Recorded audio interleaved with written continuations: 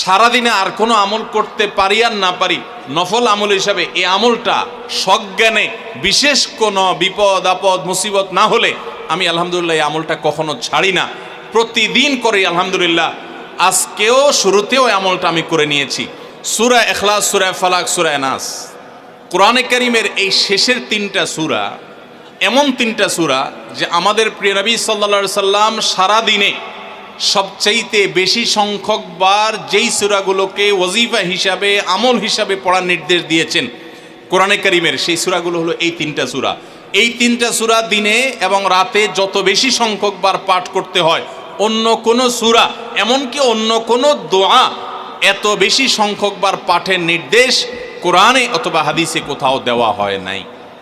তাহলে এই তিনটা সূরার মর্যাদা, এর কি মর্তবা, এর কি বৈশিষ্ট্য, এর কি মাহাত্ম্য আছে সেটা বুঝবার জন্য আর কিছুর প্রয়োজন নাই। এই একটি কথা যথেষ্ট যে দিন এবং রাত 24 ঘন্টার ভেতরে কোরআনে কারীমের এই শেষ তিনটা সূরা, সূরা ইখলাস, সূরা ফালাক, সূরা নাস, এগুলোকে যত বেশি সংখ্যক বার নবী সাল্লাল্লাহু আলাইহি সাল্লাম পড়ার নির্দেশ দিয়েছেন, তিনি নিজে পাঠ করতেন, এত বেশি সংখ্যক বার অন্য আর কোনো দোয়া, আর কোনো সূরা, আর কোনো আয়াত, আর কোনো কিছু পাঠ করার নির্দেশ আমাদেরকে কোরআন হাদিস দেয় নাই। এখান থেকে এই তিনটার সূরা যে আল্লাহর কাছে কত গুরুত্বপূর্ণ, নবী সাল্লাল্লাহু আলাইহি সাল্লামের কাছে কত গুরুত্বপূর্ণ যে রিপিটেডলি এত বেশি সংখ্যক বার পাঠ করার নির্দেশ দেওয়া হয়েছে, এটা পরিষ্কারভাবে বোঝা যায় কি যায় না বলেন?